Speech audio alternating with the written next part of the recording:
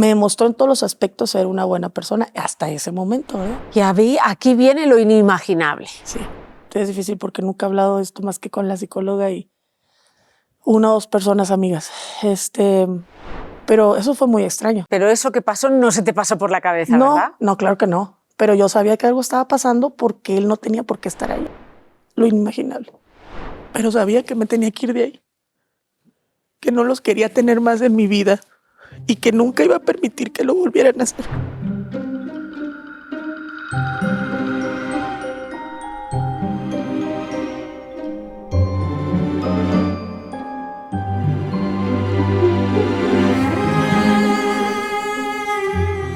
Bienvenidas y bienvenidos a Caras Vemos Sufrimientos. Recuerda que este programa, su contenido es educativo y documental. Si quieres venir a contar un testimonio, y cuando digo si quieres venir es si tienes la valentía y la generosidad de venir aquí, porque es bien difícil, escríbeme a so@silviaolmedo.com. Este programa intenta visibilizar testimonios que al final ayudan a otras personas que están viéndolos a dar el paso, a cambiar su vida. Y de verdad que en estos últimos 4 años hemos conseguido, bueno, los invitados han conseguido que mucha gente dé ese primer paso. Te pido un favor, si puedes, hazte socia de mi canal, apoya a Caras Vemos Sufrimientos, es 1,99 y con ese 1,99 yo, si me mandas la impresión a so@silviaolmedo, te regalo mi conferencia que cuesta $9. O sea, es un negocio redondo, pero más que sea un negocio redondo, me ayudas a sacar adelante este programa. Si además eres una persona que te ha ido muy, muy bien la vida y dices, yo no sé cómo ayudar, ayúdame. Hay una opción de donar $400, no al mes, ¿no? Puedes hacerlo solo un mes y con esa donación obviamente te regalo también la conferencia y te regalo una sesión de preguntas y respuestas conmigo de media hora. Todo esto va para apoyar estos testimonios de Caras Vemos. Otra cosa que digo, apoyar estos testimonios no quiere decir que estas personas, que estos grandes invitados reciban un peso, al revés. Ellos son los que con su presupuesto, con su sudor, con su sacrificio, vienen aquí, no reciben un peso, les cuesta. Por eso te pido de corazón que tus comentarios los pases a través del filtro de la empatía. Y eso quiere decir que pienses lo que vas a decir y vas a escribir antes de escribirlo, porque a veces no nos regulamos. Y con nosotros yo creo que tenemos uno de los testimonios más duros, porque lo inimaginable le pasó a Brenda. Brenda, bienvenida. Vienes desde Canadá. Así es. Pero tú eres de Tecate.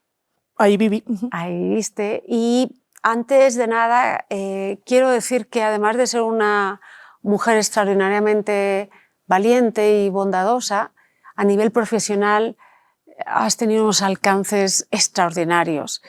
Y lo bonito de esto, porque para mí, si alguien tiene valores, aquellas personas que toman una decisión más difícil, es que lo hiciste a través de una infancia muy difícil y ahora eres doctora, tienes además una especialidad en urgencias, que esa especialidad es muy difícil, trabajaste 12 años aquí en los hospitales de Baja California y además tienes otra especialidad en Ciencias de la salud. Ciencias de la salud, ¿no?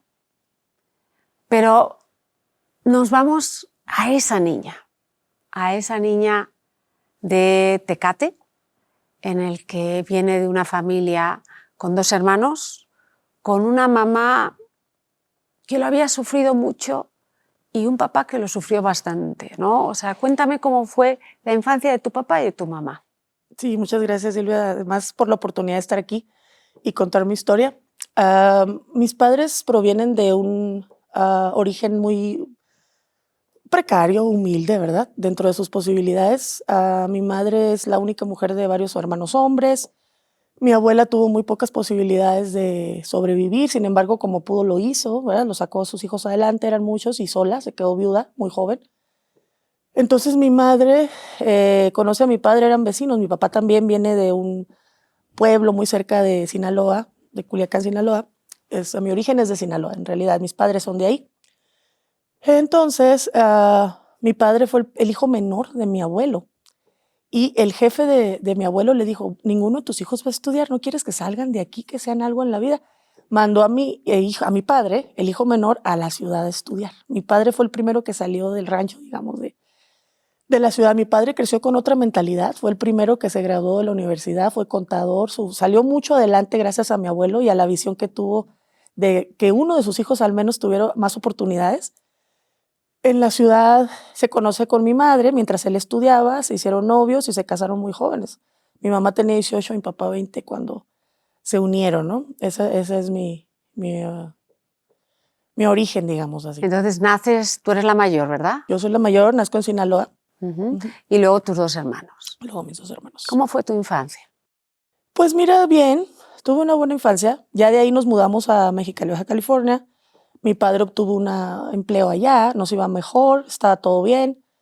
Yo empezaba a notar ya después, algunos años en mi infancia, que mi madre no era como las otras mamás, ya sabes. Las otras mamás pues abrazaban, eran cariñosas. Y bueno, pero dije, bueno, a lo mejor así es, no me causaba ningún problema, ¿no? Mi padre siempre fui su favorita desde que nací. Cuando nací, toda la familia sabe que mi papá hizo fiesta, ya nació la reina, ya nació esto. Entonces yo sentía una especie de celos de mi madre siempre porque yo era su niña, la princesa, o sea, yo era todo, o sea, era mi padre y todo el mundo sabe eso, que yo era su consentida, la favorita. Y al ser la única niña, pues no había celos de otra hija, ¿verdad? Entonces todos entendían ese amor de mi padre hacia mí. ¿Y qué hacía tu padre contigo que no hacía con el resto de tus hermanos? Pues simplemente, mira, yo llegaba, ya llegó mi reina, la más hermosa, la más inteligente, ella es mi niña, la más bella, o sea, era evidente, ¿no? Era evidente que me tenía mucho amor, mucho cariño. ¿Y tú cómo te sentías? Pues la princesa. Sí. La princesa. ¿Y no te sentías así raro que tus hermanos no le esperaban? No, porque ellos eran menores que yo. Además, me tocó 4 años solo con mi padre y mi madre. Después nació mi hermano y mi hermano nació muy enfermo. Entonces mi mamá dedicaba mucha atención al menor. Entonces yo tenía más la atención de mi papá, pero eso era normal, ¿no? No me parecía fuera. O sea, tú te volviste la consentida de tu papá, tu mamá se inclinó su atención más hacia tu hermano el siguiente, ¿y el pequeño? Y el pequeño nació 12 años después, es 12 años menor que yo. Entonces ya cuando nació mi hermano menor, pues ya estábamos establecidos así, o sea, mi mamá un poco más hacia mi hermano, mi papá conmigo, pero el menor también ella lo quiere mucho, o sea, yo me daba cuenta de ese cariño que ella le tenía a ellos, ¿no? ¿Tú ya te dabas cuenta que tu mamá no era igual contigo que con tus hermanos? Sí, claro. ¿Cómo lo nota un niño eso? Pues en las atenciones. Por ejemplo, si mi hermano menor no quería algo de comer, ella le preparaba otra cosa, ¿no? Y si tú no quieres, pues eso hay. O sea, ese tipo de pequeños detalles, ¿no? ¿Qué quieres? ¿Qué te compro? ¿Qué hago por ti? No sé, siento que sí se veía una preferencia, ¿no? Pero yo me sentía bien porque al fin tenía el amor de mi padre también. Eso compensaba eso. Tú me comentabas que tu padre te demostraba amor. ¿También te demostró ese amor para que tú tuvieras un interés intelectual? Claro, siempre. Mi padre ha sido una persona que nos impulsó a mis hermanos y a mí a estudiar, a salir más adelante. Una de sus frases era, porque falleció hace 2 años, desafortunadamente, ustedes tienen que superarme a mí. Yo superé a mi familia, ustedes me deben superar a mí y quiero que sus hijos lo superen a ustedes. Nosotros vamos a superarlo y la verdad lo ha logrado. Entonces ya ves que hay familias que dicen, si no quieres estudiar, trabaja. Mi padre decía, aquí no hay opción. Aquí no hay opción. Aquí se estudia o se estudia. Qué visionario tu padre. Claro, claro. Y lo logró a través de los libros. Desde que yo era niña había muchos libros en mi casa y yo desde que aprendí a leer 4 o 5 años ya agarraba libros. Los libros fueron nuestro gran aliado, la verdad. O sea, eso es lo que te hizo a ti el engancharte también intelectualmente. Porque Claro. la carrera de medicina no es fácil, ¿verdad? Sí, fíjate, te cuento una anécdota curiosa que cuentan en mi familia. A los 9, 10 años, mi carta a Santa Claus fue un microscopio. Y mi padre dice que cuando vio la carta, yo tenía 9 años, dijo, ¿qué niña pide un microscopio? O sea, qué rara, ¿no? Como dicen ahora. Pero me lo regaló. Y yo fui bien feliz. Y ese microscopio todo está en la casa. Yo pedí un microscopio porque yo quería ser científica. Y gracias a Dios, pues lo Y logré. tu papá no te dijo, te decía mi reina guapa, pero te decía estudia y sé científica, ¿no? O sea, no... Lo que tú quieras. Qué bonito. Lo que tú quieras. Y me decía, si te quieres casar, cásate, pero quiero que tú te sostengas por ti misma, que no dependas, que seas independiente. Él tiene una visión muy, muy grande, la verdad. Entonces, a los 7 años ocurre algo que a ti te cambia tu visión. Sí, sí, sí. En esa casa, como vivíamos en la frontera, hay muchos pues, ¿sabes? Productos que pasan a través de la frontera, que vienen de México, del centro de México hacia la frontera. Cuando dices la frontera es Mexicali, la frontera con Estados California. Unidos. Sí. Mucha de mi familia se dedica al transporte, son traileros. Y uno de ellos pasaba tiempo en la casa, normalmente los fines de semana, él llegaba los viernes e iba los lunes, como que cargaba y se regresaba o descargaba, yo no sé. Entonces, en una ocasión, yo tenía 7 años, más o menos, 7, 8 años. Yo estaba dormida y cuando despierto por los tocamientos de esta persona, ¿no? En partes que no debería ser. Yo tenía mi cuarto sola y esto pasó. Entonces, cuando yo abro los ojos y veo lo que está sucediendo, supe quién era, me defendí. O sea, yo me hice bolita, o sea, me quité, me fui a la orilla y él sale huyendo de la habitación. Entonces yo empecé a llorar, no entendía lo que pasaba. Pues por lo que estaba haciendo, ¿no? Yo sabía que no estaba bien. O sea, fui a buscar a mi mamá, a mi papá, les toqué su puerta en el pasillo de la casa. Pues está el pasillo, toco la puerta a 2 de la mañana, no sé, medianoche. Y sale mi mamá al pasillo. Y le digo, mamá, mira, pasó esto, mi tío hizo esto, ¿no? Entonces ella inmediatamente me dijo, no tienes que decir nada. Si tú dices algo, tu papá va a matarlo. Y no quieres que tu papá vaya a la cárcel, ¿verdad? O si quieres que vaya a la cárcel. Así te lo dijo. Sí, por si tú le dices a tu papá lo va a matar y se va a ir a la cárcel. Así que no digas nada, ya vete a dormir, por favor.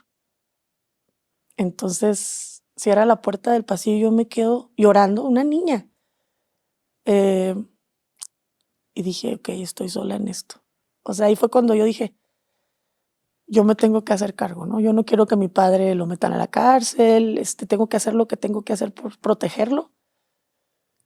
Me regreso a mi cuarto, obviamente no dormí esa noche, pero a partir de ahí ya mi casa ya no era el lugar de refugio que tenía que ser, ¿no? Además de que mi padre quería a ese señor como su propio padre, porque él lo apoyó mucho durante sus estudios.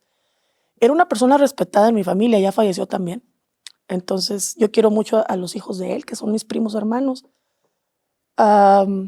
Pero a partir de ahí, cada vez que ese señor estaba en la casa, yo no dormía. O sea, todos los fines de semana. No todos. Cuando le tocaba ir, yo sabía, escuchaba, sabía, estaba atenta. Esos fines yo trataba de irme o de encerrarme. Y hasta los 12 años volvió a pasar algo. O sea, ¿y intentó alguna vez volver a entrar en la habitación o hacer algún escarceo? No lo sé, porque como yo me encerraba, yo puse seguros, muchos seguros. Era una pequeña niña. Va a sonar tonto, pero agarraba un clavo con una piedrita y le puse muchos clavitos a mi marco y los hice ganchito para poner muchos. ¿Y a nadie le sorprendió eso? No lo sé, no sé si lo notaron, no lo sé. Lo que sí te digo es que como yo no sabía de qué era capaz, yo me llevaba a mi hermanito a dormir conmigo. Yo lo protegía, o sea, eso me da mucha ternura que como niña pensara en mi hermanito, que tenía en ese tiempo 4 años, y yo me lo llevaba a dormir conmigo siempre, lo cuidé. Espero que no le haya pasado nada así. Qué bonita niña eras, ¿verdad? Ay, gracias. Qué bonito, ¿verdad? Cuando uno se recuerda de niño, a veces dices, oye, mira que fue difícil, pero eso, o sea, como una mente tan chiquita, de 7 años, primero hace unas cerraduras de su puerta, luego agarra a su hermano para protegerlo. Sí. Y para proteger a su papá no dice nada.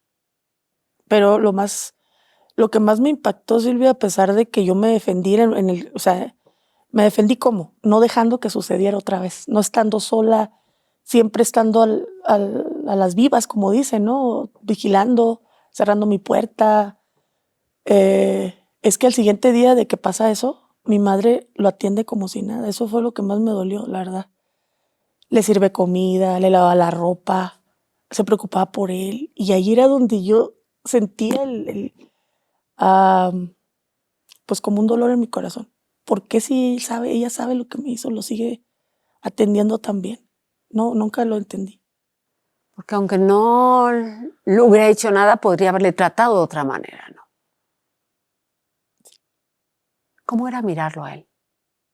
No lo miraba. Yo nunca más lo volví a ver a los ojos. Nunca, nunca lo vi. Nunca lo volteé a ver ni siquiera. Para mí no existía. No respondía a saludos, no hablaba. Yo nunca lo vi. Para esa Brenda de 7 años, ¿qué fue más doloroso? ¿Ese momento en que notaste su mano o el momento en que se lo dices a tu madre y tu madre te dice no digas nada? Pues creo que las dos cosas, pero a nivel emocional, sentimental, el que mi madre no me defendiera, como tú lo esperas, ¿no? Bueno, en ese momento me dolió y sabía que yo tenía que enfrentarlo sola. Sabía que tenía que ser valiente. Algo en mí me dijo, ok, entonces estás sola en esto, vamos por ello, me voy a defender. Yo no voy a dejar que ese señor vuelva a atacarme. Entré a clases de defensa personal de niña, ¿sabes? Algo gratuito que se daba en ese tiempo. ¿Y tú lo pediste?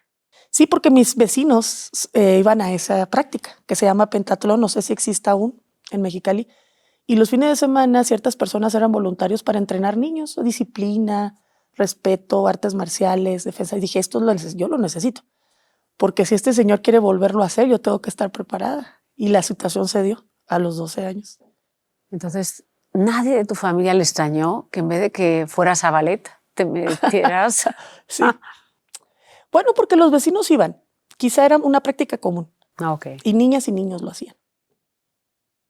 Sí. O sea, aprender a defenderse. Sí. Le pregunté al instructor cómo haría si alguien quería abusar de mí o subirse arriba de mí o de cómo me podía defender y él nos enseñó. Claro, porque en ese momento, y eso dime tú si estoy bien o... Por una parte, una cosa es que tu madre no te demuestre afecto, esa necesidad que tenemos, sobre todo de niños, del cariño, pero hay otra necesidad que tenemos que es de la seguridad. Necesitamos sentirnos seguros en un sitio que es nuestro hogar para así poder aprender. O sea, para que un niño aprenda, tiene que saber que está en un entorno seguro, que si se cae lo van a recoger o que si les ataca a alguien, mamá y papá les va a defender. Entonces tú te sitúas a los 7 años sabiendo que tu hogar es un sitio donde te pueden atacar. Es un sitio peligroso. Cuando él estaba. Mientras no estaba, perfecto todo en la casa. Sí. Nadie notaba que cambiabas cuando él estaba. Nadie lo notó. No lo sé. Lo que sí te digo es que siempre buscaba no estar. Me iba con mis primas a pasar el fin de semana. Trataba de no estar. Pasé mucho tiempo en casa de unos tíos con mis primos. Bueno, quizá pensaban que me gustaba estar allá. Pero lo que hacías es evitar estar con él. Entonces, sigues creciendo. Ya a los 10 o 11 eras una muy buena estudiante. Sí, claro. Yo siempre fui una estudiante modelo. Siempre fui. Y llegan los 12 años. Ese fue el otro suceso. A los 12 años, yo acostumbrada a ese ritmo de vida, ¿no? A que está esta persona en la casa, yo me voy o me encierro, trato de no estar. Pero pues una vez se me pasó, no me enteré que iba a ir. Entonces, pero bueno, la situación fue de que despierto, 12 años, en mi recámara, abro los sábados a mediodía o en la mañana, abro los ojos y él estaba arriba de mí. Estaba arriba de mí. Se me desnudo y me tenía atoradas las manos acá arriba, ¿sabes? En una mano es súper fuerte, yo era una niña. Y yo dije, aquí es cuando voy a hacer lo que yo ya sabía. Yo estaba preparada psicológicamente para que si esto pasara, ¿qué iba a hacer? O sea, despiertas y lo que ves es a un señor... Arriba de mí. ¿Que es tu tío? Que es mi tío. Que es tu tío encima de ti. Arriba de mí. Sí. O sea, tocándome con la otra mano. O sea, todo muy mal. Entonces, no sé si duré segundos o reaccioné como me enseñó mi instructor. Le di un rodillazo en sus partes nobles, a porque me dijo, tienes una oportunidad y lo tienes que hacer bien. Entonces lo hice con todas las fuerzas del que soy capaz, con mi rodilla, le doy con todo y pues obviamente él me suelta y se sorprende. Para empezar, no creo que haya esperado el ataque ¿No de esa grita él? manera. ¿Cómo? No gritó. No, pero se quitó y ahí yo salí corriendo, descalza, en pijama. Me di cuenta que estaba sola en la casa porque al abrir la puerta no había nadie en la casa. Salgo corriendo a la casa de mi vecina, llorando, En corriendo. pijama. En pijama, descalza, sin nada, así. ¿Y por qué no había nadie en tu casa? Pues bueno, después me enteré. Mi mejor amiga sí sabía de eso. Mi mejor amiga de toda la vida, que sigue siendo mi mejor amiga. Desde los 6, 7 años me fui a su casa, que vivía a 2, 3 casas de mi casa, y le dije lo que había pasado, lloramos, me calmó, me dijo quédate aquí. A las horas llegan mis papás, yo estaba al pendiente de que llegaran. Cuando llegaron yo fui con ellos y les dije, oye, ¿por qué me dejaron? ¿Por qué me dejaron? ¿Por qué no me llevaron? Habían ido al supermercado con mi hermano, porque en ese tiempo ya iba a nacer o no había nacido el menor. Y mi mamá voltea a verme, pero es que te digo, esa escena no la puedo olvidar. Voltea a verme con indiferencia o no sé si alegría, no sé cómo decirte, y me dice, no te dejamos sola, tu tío te estaba cuidando. Cuando me dijo eso, Silvia, otra vez me impacté. O sea, tú sabes lo que él hizo y me dejaste sola con él. Entonces, ahí fue donde ahora sí te digo, no la pude justificar más. Por esos años, desde los 7, yo pensaba, mi mamá tiene razón, no supo qué hacer, tenemos que defender a mi padre que no le haga nada. Pero cuando me dijo eso, que intencionadamente ella sabía, me dejó sola con él, no la defendí más, ¿sabes? Es como si se me hubiera salido ya esa emoción de enlace con ella, conexión emocional con ella, no la justifiqué más, ¿sabes?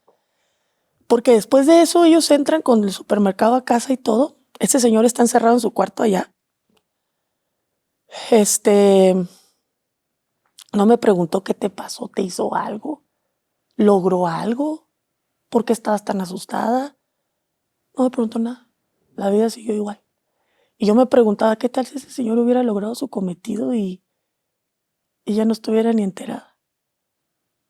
¿Tú crees que lo hizo a propósito? No lo sé, ¿Está viva tu madre? sí, no lo sé. Pero a partir de ahí ya me di cuenta que no iba a ser la mamá que yo no quería. Ahí aceptaste que tu madre... Mi mamá no me quiere. Lo supe y, la verdad, te lo digo. Ahí me desconecté de ella. ¿Cómo es una desconexión con una madre? ¿Llanto? No. Sí, claro, lloré mucho, pero la desconexión es, no cuento con ella. No cuento con ella. Ella vive en la casa, está aquí, pero no cuento con ella. O sea, no es una persona a la que yo pueda confiar. No es una persona con la que yo pueda, más allá de la convivencia normal, ¿verdad? Que es llegar a la casa, comer, hacer, ir a la escuela, venir, que era lo que yo hacía. Yo ya sabía que no iba a contar con ella nunca. Una cosa no es contar con ella y otra cosa es aceptar que tu madre no te quiere. Bueno, lo que pasa es que no le veía otra explicación. O a lo mejor su amor es diferente, ¿no? Puede que me quiera a su forma, pero yo así lo interpreté. Entonces decidiste... Decidí que me quería ir de la casa. Eso es lo único que quería, cumplir 18 para irme de ahí. Porque ya al menos otra persona más sabía lo que te había pasado. Ya no era el secreto único de tu madre. ¿Y tu amiga cómo te ayudó? Pues ella era una niña igual que yo, ¿no? Era una niña igual que yo y lo único que hacía era ayudarme a pasar con ella pijamadas cuando ese señor estaba, escucharme, ser mi compañía. ¿Qué más podía hacer? Pues evitó que te quedaras Me allá. ayudó. Sí, es una buena amiga. Tu padre nunca lo sospechó. No, lo trataba muy bien a ese señor. Y yo nada más trataba de no estar ahí, ¿sabes? Cuando ese señor estaba en la casa, yo me iba, no estaba. Trataba de evitarlo De siempre. evitar. Dices que te vas de casa porque te admiten en medicina. Así es. Porque aquí no viene lo peor porque lo que hizo después, lo que me dices que hizo tu madre, es algo inimaginable. Pero entonces entras a medicina. Me voy, en el descontento de mi padre, que él no estaba de acuerdo que yo me fuera. No, Pero ¿por ¿por qué qué? te vas? Aquí está tu casa, en Mexicali también en medicina, ¿por qué te tienes que ir? Y yo, es que quiero vivir sola, pero ¿por qué no? Quédate. ¿Por qué te Pues era fuiste su tan princesa. lejos? Porque tengo familia en Sinaloa, donde estudié medicina, tengo familia, me sentía un poco protección con tantos primos, tíos y familia que iba a tener ahí. No estaba tan sola, pues. Estaba toda mi familia, excepto la básica, que son mis hermanos y padres. Entonces pasé muy buen tiempo en la escuela de medicina, la verdad. Fui una estudiante, buena estudiante, que no pasó desapercibido. Me hice extrovertida. Cambié mi personalidad. Fuera de casa, de la introvertida niña cerebrito que estudiaba y estudiaba. Yo, Silvia, me decía la biblioteca ambulante, porque yo leía libros y libros y libros y libros y los libros eran mi vida. Cuando me voy a estudiar medicina, cambio de personalidad porque me siento una libertad, pero no para negativamente, me refiero, empiezo a ser extrovertida, empiezo a ser diferente, ¿no? Desarrollo una personalidad más expresiva. Porque con tu papá el mundo de los libros solo lo compartías con él. Con tu mamá no le gustaba leer, ¿no? No, no le gusta leer, pero aparte es súper católica, es católica de las fervientes, ¿no? Entonces ella solo de la religión, rezar, la iglesia, ¿no? Y porque, no sé, a lo mejor la universidad es una oportunidad de empezar de cero, ¿no? Con personas que no te conocen en otro ambiente. Y lo dejamos ahí porque dices, fíjate, tu mamá era una ferviente católica y la institución del matrimonio y la fidelidad tiene que ser algo... Sí. Ok, lo dejamos ahí para que vean lo que pasó. ¿Sabe? Claro, tiene mucho que ver. Entonces estás en tu carrera de medicina, acabas la carrera. Acabo la carrera, te digo, una de las mejores épocas de mi vida fue la escuela de medicina, me la pasé muy bien. Iba y viajaba, vacaciones a casa, ya estaba grande, ese señor ya ni siquiera trabajaba en eso, ya yo estaba tranquila, ya eso lo dejé Ya atrás. desapareció. Sí, lo trabajé, quiero decirte, fui a terapia psicológica ese tiempo en la universidad, trabajé eso. Entendí circunstancias, lo superé. ¿Qué entendiste con la terapia? ¿En qué te ayudó? Me ayudó a tener confianza en los hombres porque yo no tenía novio ni quería tener relaciones íntimas con nadie, me daba miedo esa parte. Era muy ingenua, no quería enamorarme ni... Cuando sentía un poco de emoción o amor, lo dejaba de ver, ¿sabes? Y la terapia me ayudó a que no todos los hombres son así, que puedo confiar, que hay hombres buenos, que no todos son malos. Y empecé a tener novios, empecé a confiar, ¿no? En los hombres. Me ayudó mucho, definitivamente, ¿no? Cuando ya vuelvo a Mexicali, recién graduada, pues a trabajar, a ejercer allá, empecé a trabajar, volví a casa, ¿verdad? Volví a casa. Pero como yo ya me sentía muy segura de mí, ¿sabes? Como ya una profesionista, una doctora, ya mi mamá no representaba ninguna amenaza, ni ataque, ¿sabes? Yo me sentía muy segura de mí. Entonces me dediqué a trabajar, ahí me casé y, bueno, viví en unión libre, nunca me casé, digamos, con acta de, pero me casé, pues me uní a alguien. Y tuve a mi hijo, yo quería ser madre, ¿eh? Te quiero decir que siempre quise. Sí querías ser siempre madre. quise. Siempre quisiste ser mamá, pero ¿cómo encuentras a tu pareja? ¿Te enamoras de él? ¿Cómo es? Sí, éramos amigos. Al principio, bueno, yo tenía muchos pretendientes, pues imagínate, era una joven,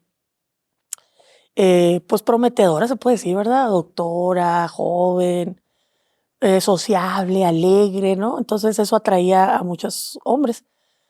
Pues partidos, digamos, ¿verdad? Pretendientes. Eras buen partido. Sí, sí, era buen partido, era buen partido. Y él decía, no, es que yo le decía, no puedo tener amigos porque la mayoría de los hombres lo que quieren es que sea su novia, no tengo amistades reales, la mayoría lo único que quiere. Y su técnica fue decirme, a mí no me gustas, ¿eh? O sea, yo conmigo estás a salvo, me puedes contar lo que quieras, yo contigo nada. Sí. Y yo le creí, o sea, dije, sí, qué bueno tener un amigo en el que pueda confiar y que no quiera llegar a más. Después de 2 años, yo tenía otro novio, y él lo sabía, y él aconsejándome y platicando conmigo y como si fuera mi amigo. Hasta que después de 2 años, pues ya yo creo que entre los dos desarrollamos sentimientos más allá de la amistad, ¿no? Y me pidió ser su novia y pues obviamente después de 2 años de tratarnos, pues sí, acepté. ¿Y se casan? Sí, a los 6 meses, de 6 a 8 meses de relación decidimos vivir juntos. Claro que eso no fue del agrado de mi familia. Yo me imagino, ¿qué diría tu madre cuando te vas a vivir con alguien sin cumplir el sacramento del matrimonio, ¿no? Muy mal, yo hablé con ellos, les dije que quería irme a vivir con mi novio y pues, como decimos allá, el grito en el cielo, no, te tienes que casar, ¿cómo es posible? Pero mi papá lo aceptó, mi mamá llorando y llorando, que cómo que le iba a decir a sus amigas de la iglesia si su hija no se iba a casar, la que da catecismo, la voluntad, ¿cómo que su hija no se iba a casar? Mis hermanos sí lo hicieron, ¿sabes? Ellos sí cumplieron todos sus sacramentos y yo le dije, es que la verdad, como yo le digo madre, no le digo mamá, le digo madre, es que la verdad casarme no está en mi objetivo. ¿Y cómo es vivir con este chico? ¿Cómo fue la relación? Muy buena, o sea, te puedo decir que era buena, siempre nos llevábamos muy bien. Como fuimos amigos antes de la relación, ¿Estudió platicábamos. medicina él? No. Él tenía su taller, tenía su empresa, tenía su taller mecánico, le iba bien, sabía en eso, ¿no? Él se dedicaba a eso. Muy diferente a su trabajo al mío. Pero lo que sí te digo es que nunca nos aburríamos, siempre estábamos riendo, nos gustaba viajar, nos gustaba salir, estuvimos de acuerdo en esperar un poco antes de los hijos, viajamos, nos reímos, platicamos. Yo me llevaba muy bien con él, la verdad. O sea, había muy buena complicidad, Sí. ¿no? Entonces tienes primero a tu hijo y luego a tu hija. Sí, nació mi hijo con algunas complicaciones en el embarazo, pero todo salió bien. Mi pareja me estuvo apoyando, él me demostraba mucho ser una buena persona, ¿sabes? ¿Qué tenía que te encantaba? Pues el afán de protegerme, hacer todo lo mejor por mí. Era una persona muy protectora, proveedora, que él le pidiera yo que él no me diera, ¿sabes? Y cuando estaba embarazada de alto riesgo, él conmigo, no me dejaba siempre conmigo al doctor. O sea, me demostró en todos los aspectos ser una buena persona hasta ese momento, ¿verdad? Siendo padre también. ¿Él supo lo que te pasó? No lo creo, no recuerdo haberle contado eso. ¿Cuál era su percepción de la relación que tú tenías con tu padre y con tu madre? Él sabía que yo no me llevaba bien con mi mamá. Yo creo que todos lo sabían, ¿no? Porque nunca fue una comunicación real. Mi papá también lo notaba, además discutíamos siempre cuando no estábamos, sobre todo en religión, ¿no? Puntos de vista extremos. Entonces, no era ignorado, ¿no? Que nosotros no nos llevábamos bien. Él sabía que yo tenía más inclinación por mi padre que por mi mamá, definitivamente, ¿no? Todos lo sabían. ¿Cómo fue tu madre cuando se vuelve abuela? ¿Cambia? ¿Se vuelve una abuela más cariñosa? No, yo creo que igual, sí quiere a sus nietos, pero no veo un cambio en ella, en su carácter. Igual, entre más tiempo pasa, más religiosa se volvió. La iglesia creo que era como un escape o una forma de, no sé, ¿verdad?, de pasar el tiempo. Y obviamente alguna vez fue a tu casa. Sí, es que yo vivía más o menos cerca de la casa de mis padres. Convivíamos mucho, o sea, los hermanos, la familia. Mi familia es muy unida. Entonces, las navidades, los cumpleaños, las fines de semana, siempre estábamos juntos. O sea, aunque ella y yo no tuviéramos quizá esa gran comunicación, nosotros somos muy unidos. Mis hermanos y yo soy muy unida a mis hermanos, ellos a mí, platicamos mucho, era mucha convivencia. Y aquí viene lo inimaginable. Sí. ¿Cuántos años tiene tu hijo y tu hija cuando pasa el primer evento? Es difícil porque nunca he hablado de esto más que con la psicóloga y una o dos personas amigas. Mi hijo tenía 3 años y mi hija 6 meses de vida. O sea, tú estabas recién parida. Sí. Sí, y yo empecé a trabajar a los 3 meses que mi hija nació, porque ya ves que en México normalmente son 90 días para volver a trabajar. Y el hospital donde trabajaba en Mexicali me pidieron que si pudiera atender mis pacientes, ya estaban muy desesperados por mí. Solo duré 3 meses después de que nació mi hija y empecé a trabajar. Me gusta mucho mi trabajo, me gustaba mucho mi trabajo como médico. Entonces, yo tenía mi consultorio también, además trabajaba en otro hospital. Entonces, todo el día estaba prácticamente mañana y tarde, mis hijos en la guardería, luego terminaba, pasaba por ellos y me iba a la casa. Mi hija tenía 6 meses y mi hijo 3 años, por eso me acuerdo bien, porque un día sirvió algo increíble, yo no sé si fue Dios, el ángel o quién, Pero yo estaba en el consultorio, tenía mi asistente, como la mayoría de los médicos tienen un asistente. Eran 10 de la mañana, estaba trabajando, un día normal. Cuando algo me dijo, ve a la casa de tus papás ahora. No sé qué fue, una voz interior, la conciencia. Nada, porque no tenía sospechas de nada. Algo me dijo, ve a la casa de tus padres ahora. Un pensamiento, llámalo una intuición, que siempre he seguido la intuición. Y le dije a mi asistente, cancela todas mis citas. Voy a ir a la casa de mis papás. Sí, doctora. No fue ni una llamada o no te contestó nadie una llamada, nada de eso. Es una voz interior que me dijo, ve a tu casa ahora. O sea, mi casa, la casa de mis padres. Pues ve a la casa de tus padres ahora. Ve. Entonces, como sentí curiosidad de ese mismo, de esa intuición, dije, pues, ¿qué pasará? Además, yo como médico, pues esa era mi consulta privada. Yo podía cambiar mis citas. Le dije a mi asistente, ¿puedes cambiar las citas de hoy? Ah, sí, claro, doctora. Y me voy, sin saber a qué. A lo mejor no iba a pasar nada. Yo dije, lo más seguro es que llego y me voy. O sea, dije, voy a ver. Y llego y ahí es donde empezó todo, porque al llegar...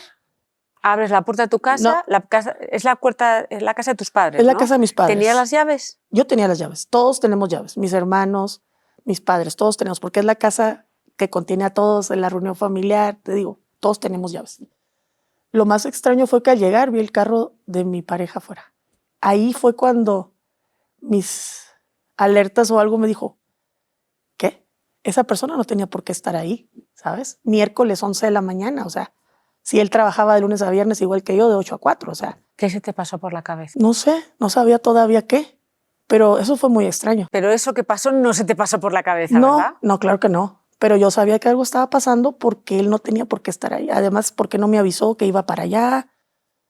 Desde llegar y ver su auto afuera, yo ya me quedé en alerta. Me bajo, la reja, porque esa casa tiene unas rejas, estaba cerrada con candado. Algo súper extraño, porque mientras haya gente en la casa, la reja está abierta para que tú estás ahí, entres y salgas. Solo la cerramos en la noche, ¿sabes? Cuando ya nadie va a salir. Entonces, la reja cerrada. Ahí me pareció. Por un momento imaginé que mi ex estaba haciendo algo él solo allá adentro, porque él también tenía llaves. Dije, Y que era en ese momento tu marido. sí, claro, era mi pareja, ¿no? El padre de mis hijos. Pero dije, ¿qué estará haciendo ahí? A lo mejor no hay nadie y él está haciendo algo. Yo no sé, es que no piensas en nada. Abro el candado, la puerta otra vez cerrada, otro filtro Otro más, candado. Wow. otro candado. Y no solo cerrada, sino con todos los pasadores y todo. Empieza mi corazón a latir al 100%, todo lo que da, taquicardia. Entro, se ve silencio en la casa, pero pues hay 3 recámaras hasta el final. Y abro, una está la puerta abierta y en la otra abro la puerta. Ay, es que sí es difícil. Así, abres así la puerta. Sí, abro la puerta, esa sí estaba abierta. O sea, cerrada, pero sin seguro, digamos. Siento como algo en el pecho ahorita que me pide hablar, pero es que es difícil hablar de eso. Abro la puerta y está el que es el padre de mis hijos con mi madre en la cama. Lo inimaginable. Entonces, cuando yo veo eso,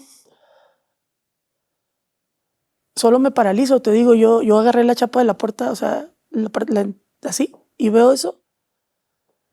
Me quedo estupefacta sin hablar. Sé que me pasa por abajo los dos, porque yo no me moví. O sea, te quedas así, pasan por debajo. Pasan por debajo de mi brazo. O sea, porque yo estoy agarrando la chapa de la puerta. O sea, yo abrí, no sé si por acá o por allá, ya no me acuerdo. Yo abro y como yo estoy atravesada en la puerta, no pueden salir a menos que pasen por abajo de mi brazo. Eso hicieron. Mientras yo no me moví. Yo seguía así. Shock. No sé si fueron segundos, minutos o horas, pero yo me quedé así. No podía procesar eso. Mi pareja o ex pareja, porque no quiero decirlo pareja porque no es actualmente, se metió a bañar, escuché la regadera y mi mamá al rato la escuché que se puso a lavar porque atrás está el cuarto de lavado como si nada, o sea, yo estaba impactada, o sea, en shock, o sea, yo no sé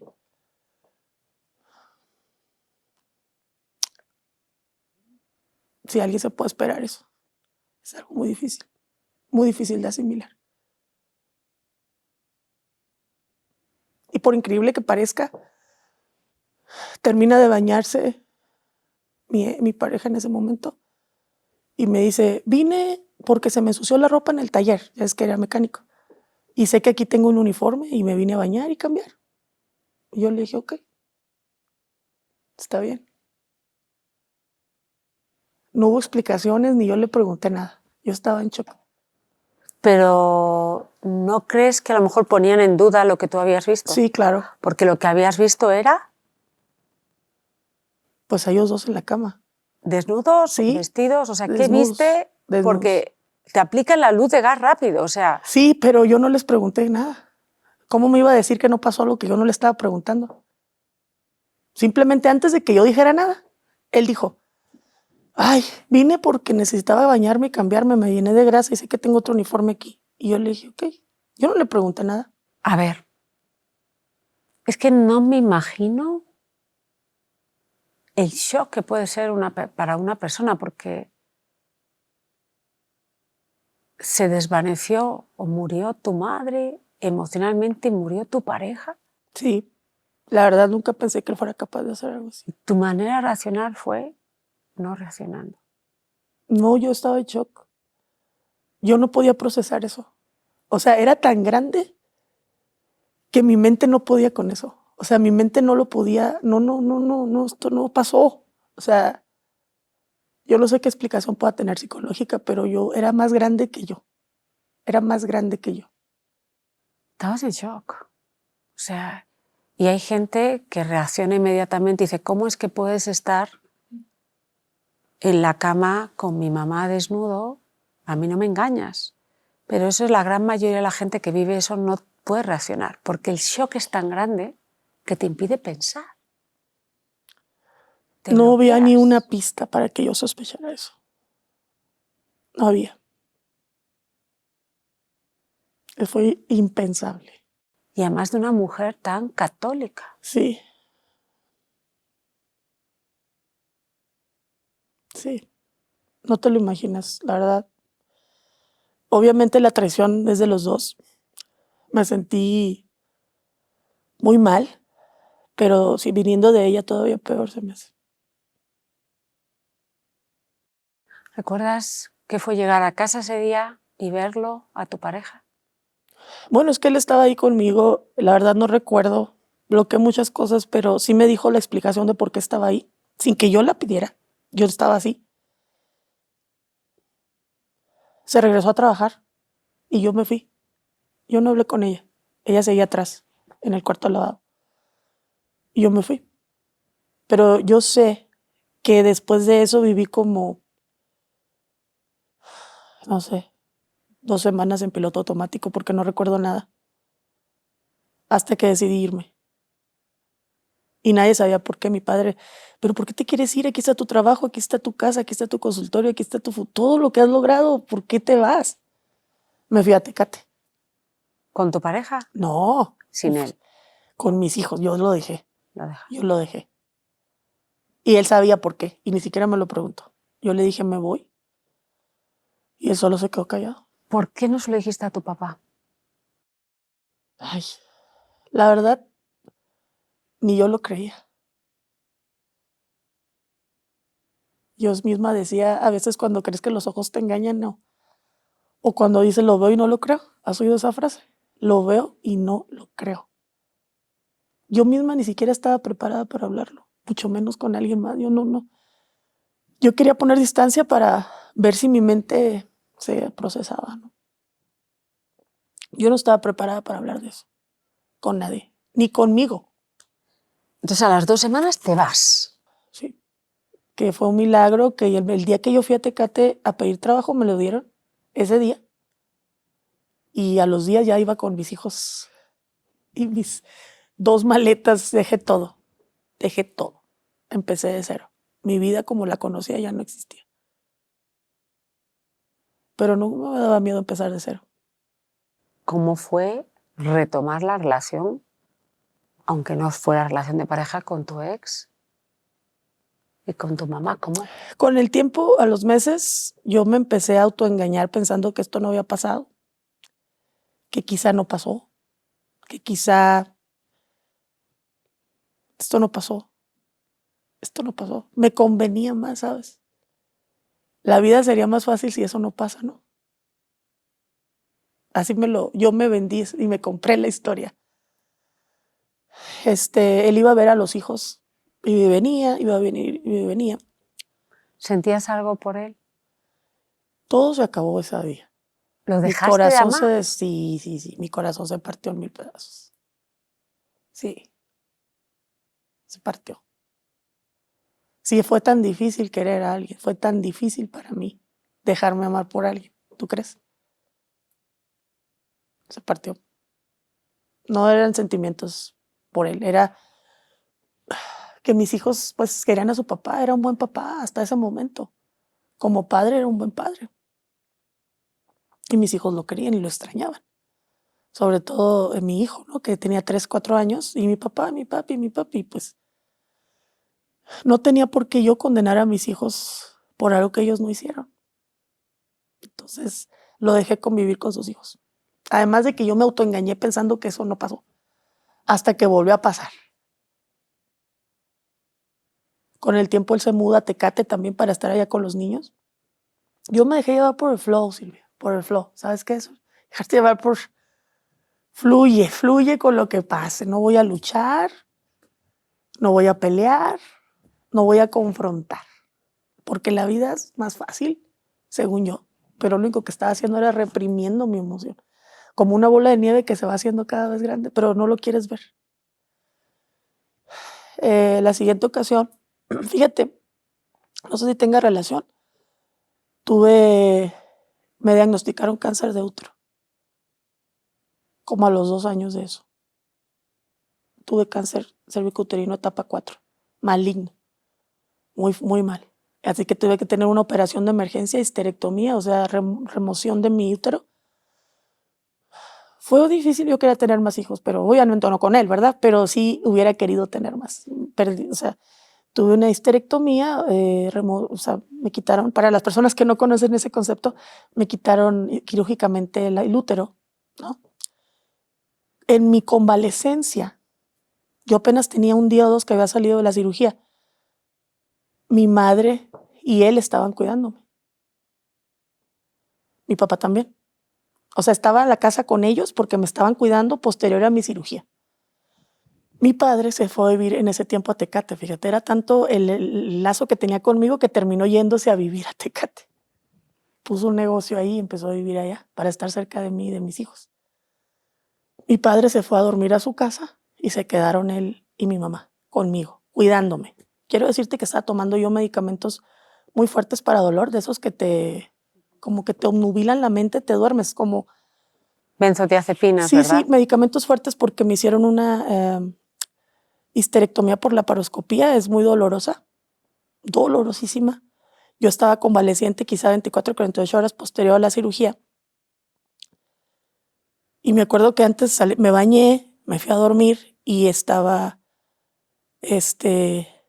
ella dormida con mis hijos en otra habitación y mi pareja estaba conmigo, pero pues a mis pies cuidándome porque yo estaba recién salida de esa operación. A las 4 o 5 de la mañana volví a ir al baño sola, pero era muy difícil. Él ya no estaba ahí para mí. Se supone que tenía que estar para ayudarme a pararme, no podía. Además, lo mareado de los medicamentos te podía hacer caer. Era muy importante tener a alguien cerca para que te ayudara a ir al baño. Y ahí otra vez. Otra vez los vi juntos en la recámara, estaban dormidos juntos. Entonces ya dije, ay, sí, no puedo respirar hablando de esto. Es que a los 6 meses que descubrí la primera vez viviendo en Tecate, empecé a tener ataques de pánico que nunca te había tenido. Crisis de pánico, ataques de pánico. Cuando pasó eso, que fueron 2 años después, me dio otro ataque de pánico, crisis. Es que cuando entro en esa crisis o ataques de pánico, yo simplemente me inmovilizo y no puedo hablar ni hacer nada. No puedo confrontar, no puedo en ese momento gritar, quisiera, pero me paralizo. Regreso a dormir y no dije nada. Pero yo ya sabía que no había sido de una ocasión ni algo que no había pasado. Y por ilógico que parezca, no les dije nada.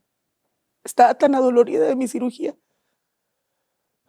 que no me sentía con fuerzas para defenderme. Lo dejé pasar.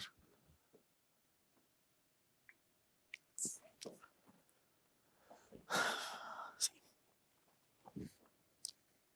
Pero sabía que me tenía que ir de ahí, que no los quería tener más en mi vida y que nunca iba a permitir que lo volvieran a hacer, no delante de mí.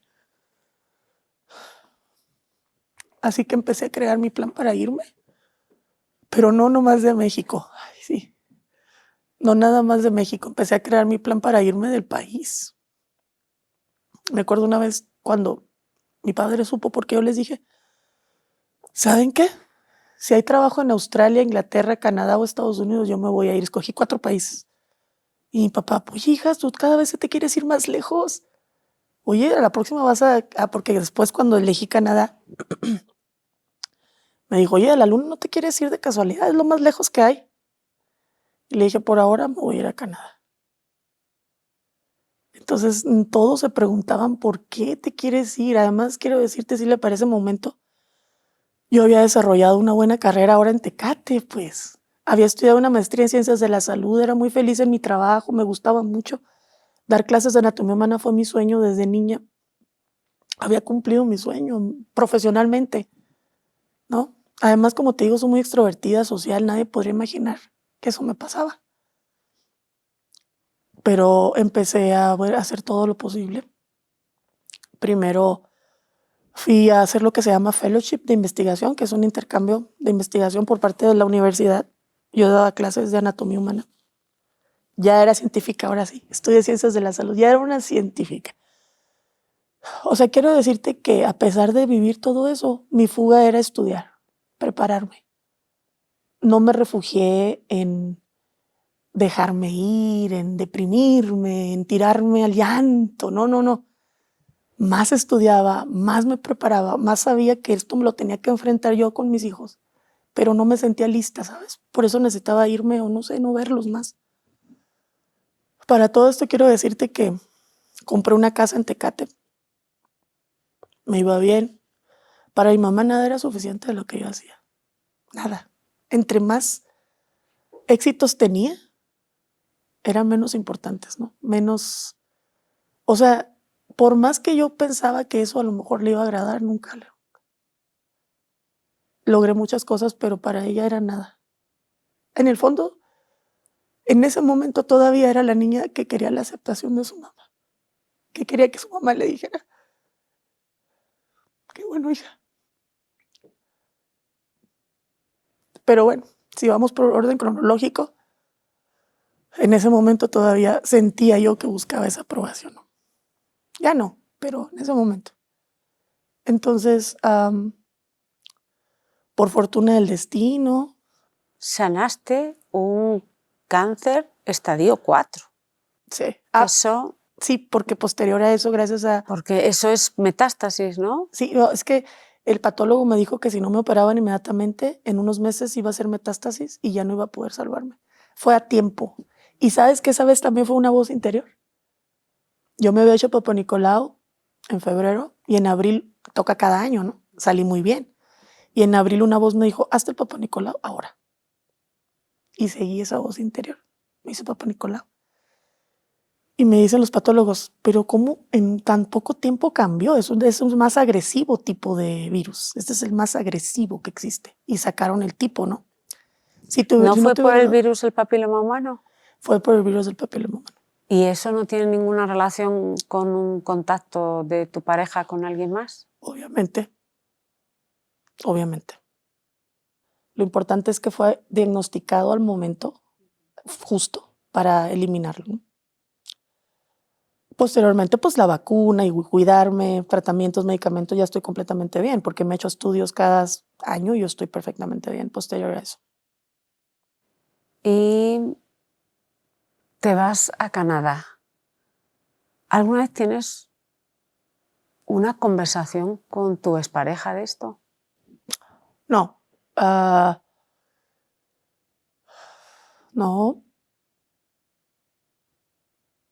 No.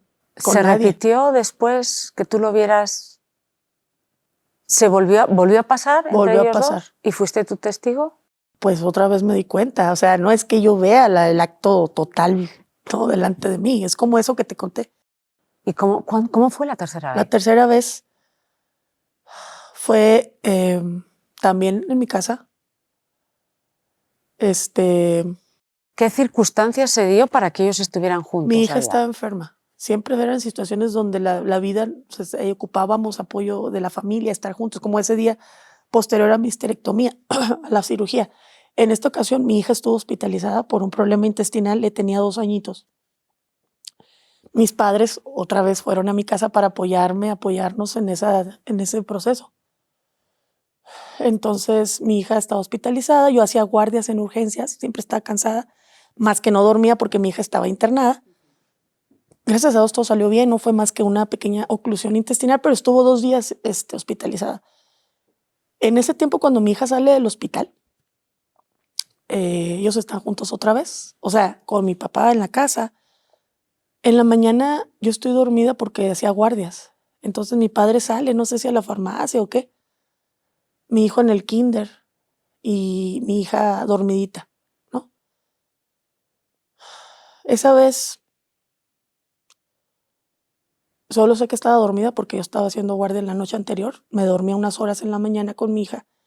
Entonces, como con los ojos entrecerrados, sabes que estás dormida, pero no todavía profundamente pensando, no sé. Veo a en ese momento pareja que se asoma a verme si estoy dormida. ¿Sabes? Que me está vigilando si estoy dormida. Entonces yo me puse alerta. Hice que estaba dormida. O sea, hice como que estaba dormida para ver qué hacía. Y se fue al cuarto donde estaba mi mamá. Salgo en silencio y lo veo que entra al cuarto donde estaba mi mamá. Entonces ya no hice nada. Y Simplemente aquí me regresé. ya llevan mucho tiempo separados, ¿no? Sí, 2 años. Y los vuelves a ver. Los vuelvo. Es que yo no veo en ese momento. Sé que entra a su cuarto, pero obvio. ¿A qué va a entrar, no? Sí. Es su suegra y está sola. Mi papá no estaba en ese momento. ¿Vuelve a pasar eso? Vuelve a pasar eso. Ya son 3 veces. Ya son 3 veces. Ya no pasó más después. Que yo me dé cuenta. Es que otras situaciones podría haber que quizá yo no veía. Además, yo no vivía donde ella estaba, en la ciudad, ¿no? Él podía haber ido allá. Yo no sé. Así que eso me determina a irme, poner distancia de por medio de los dos. Afortunadamente te digo, mi constancia, perseverancia, mis estudios, o como decía mi padre, no es que seas tan inteligente, es que eres muy terca.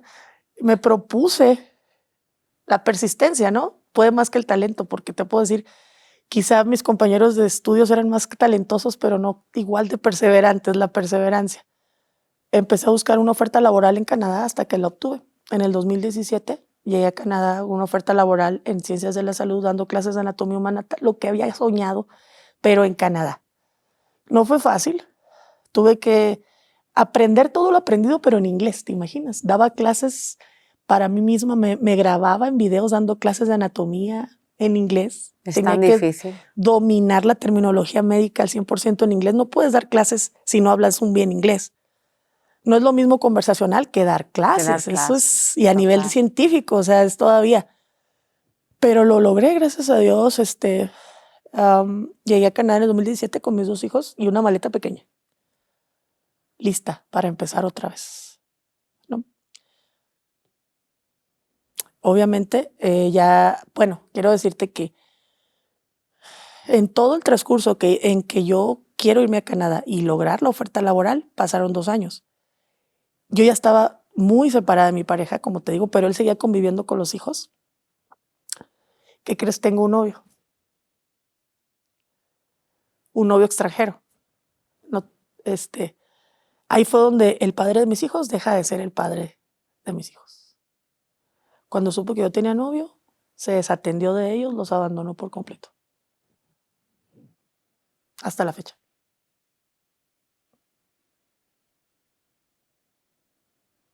No hay relación. Nada. Mis hijos no lo volvieron a ver. ¿Y no hay manutención? No, claro que no. Yo lo demandé por pensión alimenticia para quedarme con la custodia. Lo logré. Antes de irme a Canadá ya tenía la custodia de mis hijos. Sí. Él deja el contacto con tus hijos, con sus hijos, pero yo te tengo una pregunta, porque él no le gusta que tengas una relación con alguien, pero hay varios elementos que a mí me hacen pensar que sospechar, elucubrar, que eso fue más de una costón, porque una cosa que hacen ellos es cerrar todas las puertas de la casa inicialmente. Eso, hay una planeación, hay una intención y saben que van a hacer algo que no es un rapidín. ¿Me explico? Sí. O sea, saben que va a ser algo, no solo va a ser una relación íntima, con roce, ¿no? Para no decir la palabra, sino que va a haber algo más, va a haber un afecto, va a ser estar en la cama, compartir espacios. Eso es por una parte. Y yo ahora pienso, bueno, en el fondo, la mentira que uno de ellos debió decirle al otro, no, ni se ha enterado, ni se ha dado cuenta, porque nunca dijo nada. Exacto. Y como es Brenda, que no se calla una, no tiene razón de ser que no haya dicho nada. Entonces, uno convenció al otro de que no te habías enterado. La siguiente vez pasa prácticamente lo mismo. Si hubiera sido solo sexual, hubiera sido una y no más Santo Tomás, ¿no? Y no hubiera sido tan planeado. Quedan en un momento en que saben que nadie les va a ver. No es por impulso. Planean hasta las horas donde no vas a estar. Ponen llaves, cantidad de seguridad para que nadie entre. La segunda vez también. Y la tercera vez se va directamente a la cama. ¿No te hace sospechar que es que en el fondo fueron amantes? Claro. Durante mucho tiempo. Sí, ahora lo he pensado, lo he meditado. Sé que su relación duró años. Claro. Y obviamente tú ya no sientes nada por tu ex, ¿verdad? ¿No sientes nada? No. ¿Tienes pareja ahora? Desprecio. No. Para poder, si tienes pareja, hubiera sido un poquito más recatada. Me explico porque nunca pues, puede. No siento nada desde. ¿Puedo hablar francamente contigo? Sí, claro, además no tengo pareja. Entonces, ¿quién crees que fue supuestamente el que le dijo no se entera de nada? Porque si no hubiera gritado, yo la conozco, no lo sabe, sigamos nuestro amorío. ¿Quién creo yo? No lo sé.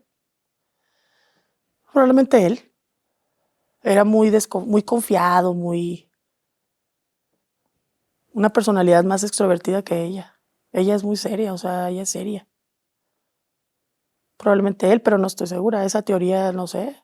¿Y crees que empezó incluso antes de que ustedes estuvieran juntos? No, porque él no convivía ni la conocía. O sea, ¿empezó cuándo? No sé. Solo sé que me di cuenta ese día. Sé que a lo mejor esto es innecesario de pensar, pero también creo que pueden que te apliquen la luz de gas, que todo es mentira. Si yo les hubiera confrontado, porque yo nunca los he confrontado. Yo nunca les he preguntado. No sé qué me dirían. ¿Por qué no lo hiciste? Después. Bueno, primero porque cuando me fui a Canadá, ya no tenía contacto con el papá de mis hijos para nada, o sea, él se desapareció, ¿no? Y aparte ni quería tenerlo yo.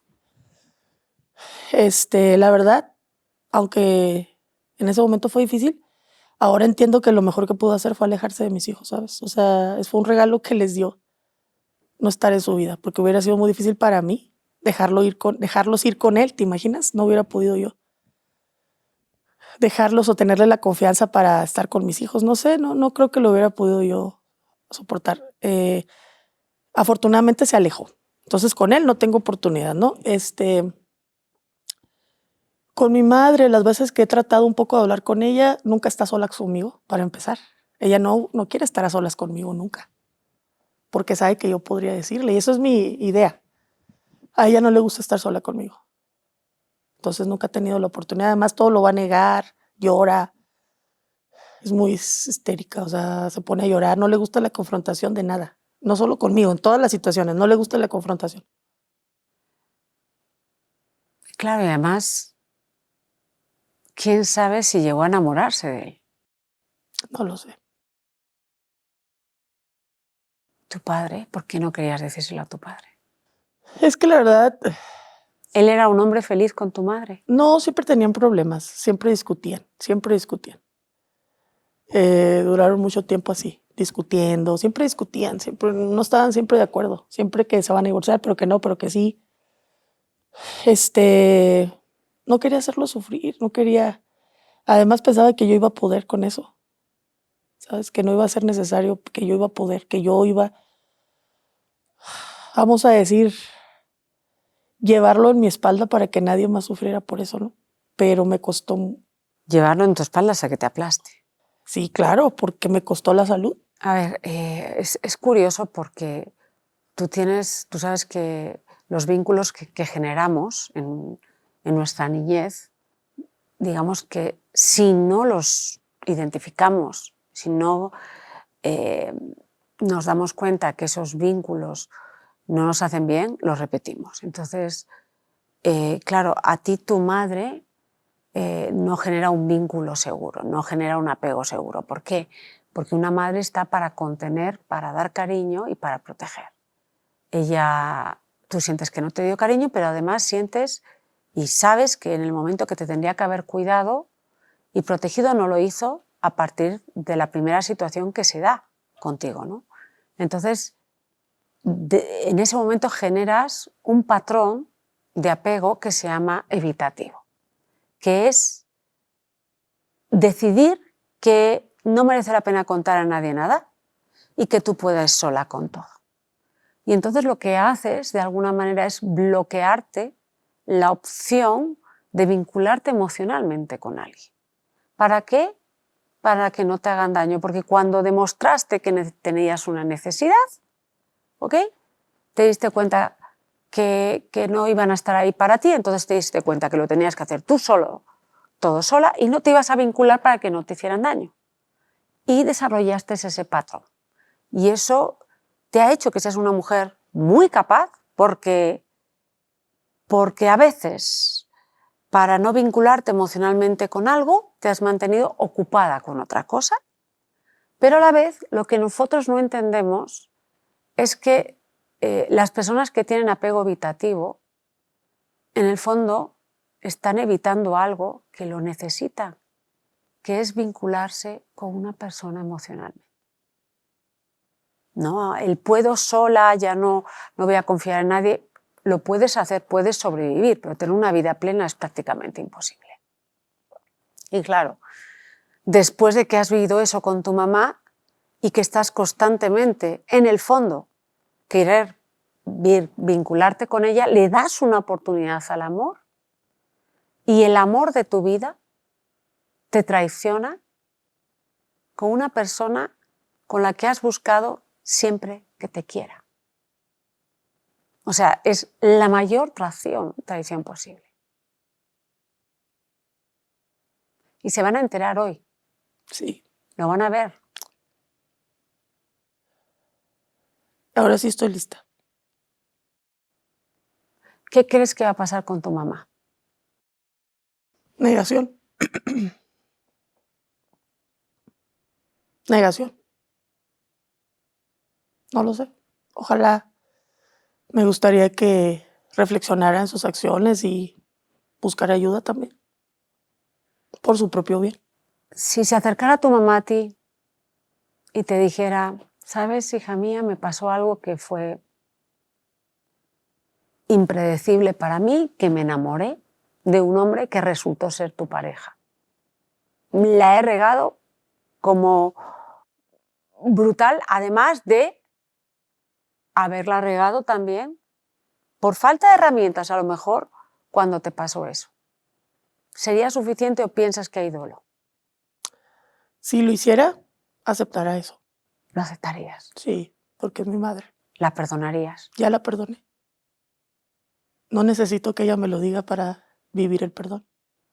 Ojo, yo no estoy justificando a tu mamá, pero en todas las religiones hay ciertas ideas que se vuelven ideas limitantes, que se vuelven dogmas de fe, ¿no? Y eso, si no las cuestionas, pueden hacerte mucho daño, ¿no? Claro, la primera vez que ella sabe de eso, no te ve a ti como hija, lo que piensa es qué dirá la gente cuando te pasa eso de niña. Y eso ya quiebra completamente vuestra relación en parte. Si te hubiera dado afecto de otra manera, a lo mejor las cosas se podrían haber solucionado, pero no lo hizo. Y ya las has perdonado. Sí. Lo he meditado por mucho tiempo. Ya dejé de luchar con la idea de tener la mamá que yo hubiera querido. Ahora sé que tengo la que me tocó porque esa era la que necesitaba. Porque aunque ella sufra con mis éxitos, inconscientemente me hizo el ser que soy. Lo que me estás diciendo es que no quitarías nada del pasado si eso no implicara estar donde estás ahora, ¿no? O sea, gracias a todo lo que te pasó estás aquí y eres una mujer plena ahora mismo. Sí. Y en el fondo lo que hiciste de callarte es para no hacer daño a tu padre. Y a mi familia en general, ¿no? Cómo podía afectar a mis hermanos. Pero te voy a decir que lo que analizando sé que por qué no lo hice más que por todo, más que todo eso, más que el que dirán o lo que sea, es por protegerla a ella. La verdad. La he protegido siempre. ¿Y ahora por qué sí? Porque como entre más tengo terapia, leo libros, aprendo cosas, maduro, no lo sé, me doy cuenta que el silencio no es la solución. Y que quiero que mis sobrinas, mi sobrino, tengo un sobrino y varias sobrinas, mis hijos no caen en estas situaciones. Yo quisiera ser un parteaguas, cortar esa cadena familiar de secretos y hablarlo. Ese patrón, ¿verdad? Si yo quiero romper el patrón. Eso es mi objetivo. Que sepan que se tiene que hablar, que callar no es la solución. Como te digo, me costó la salud porque empecé a enfermar y esa no fue la solución. O sea, eso no fue lo mejor que pude hacer. Creo que hubiera buscado ayuda, hablado. O sea, esa enfermedad rara que tú tienes probablemente fue afectada porque tu sistema inmune Exacto. se debilitó tanto de esa ansiedad interna que tenías que colapsó y te enfermó. Sí. Y a partir de que tú empezaste a hablar y empezaste a canalizarlo, empezaste a sanar. Sí. Sí, esta es una enfermedad autoinmune. Las enfermedades autoinmunes normalmente también tienen factor hereditario, pero también ambiental, ¿no? O sea, me imagino, sabes, y muchos que nos van a escuchar, lo que es el cortisol, la hormona del estrés. La mayoría de las enfermedades autoinmunes provienen de un exceso de cortisol, ¿no? Y ahora, doctora Brenda Sí. Capoya, ¿cómo podemos prevenir eso? Tú que lo has vivido y que muchos estamos a tiempo de prevenirlo. ¿Qué hacemos cuando tenemos un dolor emocional muy grande? ¿Qué hacemos para que el cortisol, verdad? Cuéntame cómo funciona esto. Sí, el exceso de cortisol pone en alerta a todos los órganos de nuestro cuerpo. Y entonces al principio es agudo o cuando pasa en los primeros días, semanas o meses. Pero si tú continúas secretando, o sea, tu cuerpo sigue protegiéndose de ese miedo o de esa situación, cualquiera que sea estresante. Generando cortisol. Generando cortisol, es un exceso de cortisol. Por eso el cortisol se llama la hormona del estrés. Lo mejor que podemos hacer es tratar la fuente del estrés. ¿Cuál es la fuente que te está poniendo de esta manera, no? Cualquiera que sea. Y quien nos está escuchando puede saber, el exceso de cortisol te puede dar hipertensión, diabetes, lupus. En este caso para mí fue la enfermedad mixta del tejido conectivo, una enfermedad que ni yo misma sabía mucho cuando me la diagnosticaron en el 2020. Entonces, lo mejor es disminuir los niveles de estrés de la manera que podamos, meditación, terapia, ejercicio, música, distracción, hobbies, para que tus niveles de cortisol nunca sean tan altos que tengas que detonar una enfermedad autoinmune, porque la mayoría tienen origen en eso. Y las enfermedades autoinmunes lo que hacen es que te atacan a ti mismo. Sí, que es tu sistema de defensa empieza a atacar a tu propio organismo. Y entonces es como, ya no es divertido, ¿no? No hay cura para las enfermedades autoinmunes. Así que una vez diagnosticadas, no se curan. Lo mejor sería prevenirlas. Lo único que sí puedes controlar es tus niveles de cortisol y obligarte a aprender a lidiar con situaciones más estresantes, sanar heridas emocionales. Otra cosa, claro, Brenda, a mí me dejas una puerta abierta con tu expareja, o sea, no ha vuelto a ver a sus hijos. No, se despidió de ellos antes de irnos a Canadá porque le dije que iba a irme. Sí, sí fue a despedirlos, pero yo no lo he confrontado a nada, o sea, ni le pido nada. ¿Y él no ha vuelto a contactar a sus hijos? Ahora que están grandes, él tiene una hija mayor antes de mis hijos. Esa hija está en contacto con mis hijos, o sea, ellos tienen contacto con su hermana, digamos, que es su hermana mayor. Así es que a través de ella, ellos saben un poco de él, pero no lo ven ni lo contactan. O sea, fue más... ¿Tú qué crees que le pesó más? ¿El hecho de que tú supieras que él podía haber estado con tu mamá o el hecho de que tú tuvieras una pareja? Pues los hechos hablan por sí mismos, ¿verdad? En cuanto supo que tuve un novio, él no pudo controlar eso, o sea, creyó que nunca iba a tener o no sé. Brenda, ¿y cómo fue tener una pareja después de ese golpe tan fuerte que recibiste del que fue padre de tus hijos? Fue difícil hasta la fecha. Como tú dijiste antes, el evitativo, el sentir que siempre tienes que salir adelante, ser fuerte o dejar antes de que te deje, ¿no? Como sospechas, pero prefiero yo dejarte que tú me dejes. O sea, ¿Y lo dejaste? sí, ¿Tú? sí, siempre. O sea, es difícil dejarme proteger, dejarme consentir. Y cuando pasa, pues un menor problema, situación, que yo me sienta vulnerable o que no tenga yo ese control, o sea, cuando salgo de mi control, digamos así, es cuando ya no estoy segura. Entonces, es difícil. Ok, pues hay algo que tienes que trabajar. Claro. Y es entender que tienes que generar vínculos, que algunos te van a salir bien y otros no tan bien, pero tienes que generarlos. Porque lo otro es aislarte y amputarte una parte de tu vida que puede ser muy bella. O sea, cuando tú tratabas a un paciente le decías, ay, no te voy a dar este fármaco porque a lo mejor tiene este efecto secundario, ¿a que no le decías eso? No. Y a veces salía bien y a veces salía mal. Y tú le decías al paciente, oye, pues mira, no ha salido bien esta vez, pero con otras situaciones o con otro fármaco puede salir bien. Hay que intentarlo, porque tú no lo haces. Sí, lo he intentado, he tenido otras relaciones. Me he enfocado mucho en mi trabajo. Abrí una empresa en Canadá también, quiero decirte, aparte de la universidad que trabajo. Tengo una empresa que ayuda a otros profesionales de la salud a llegar a Canadá. Mis hijos me necesitan. Sí, claro, sé, estoy trabajando. Quiero decirte que he dado muy buenos progresos, avances en dejarme querer, en dejarme apapachar también. Pero pues esto toma tiempo y ahí voy. Es difícil, Brenda. Es difícil. Pero no todo es dar y dar, porque cuando tú das estás en control. Tienes que ejercer un poquito el recibir. Empieza con cosas tontas, volver, darte masajes, dejar que alguien te masaje. O sea, el decir, ay, y tú metiéndote, dejar salir un rato, déjate que te consienta un poquito, ¿no?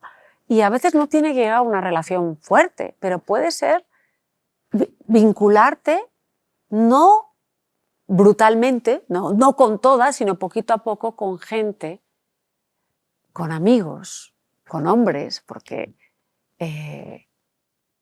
pues que te den también esa contención, ese abrazo que todos necesitamos.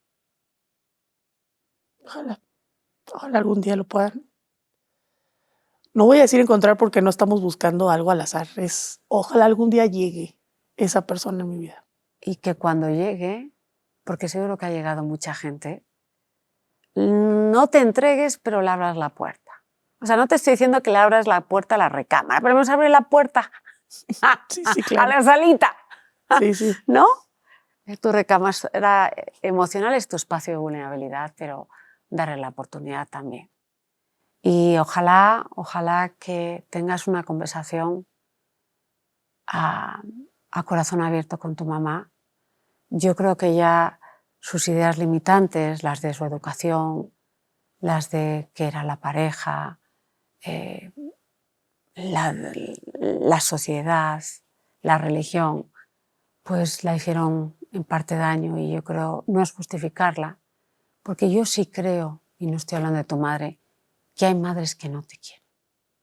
Y hay madres que, en vez de estar orgullosa de ti, te envidian y les da rabia el no tener tu vida. Son una minoría, pero si la tienes, te destrozan la vida. Porque además el resto del mundo te dice, eso es imposible de que pase, mientras que tú lo estás viviendo. Sí, sé que después de este programa me voy a enfrentar a críticas, o mis hermanos o mi familia, pero esa es la verdad. Tienen que saberlo, si quieren saberlo, y si lo, pues,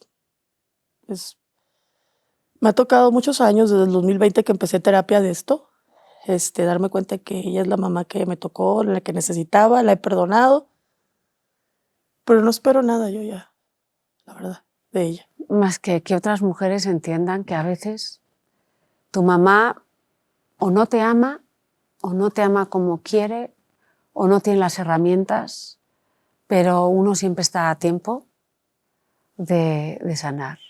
Brenda, muchísimas gracias. Gracias a ti, de verdad quiero que esto sea pues un ejemplo de que aunque no tengamos a la mamá ideal, tú puedes ser una buena mamá, que no es justificación.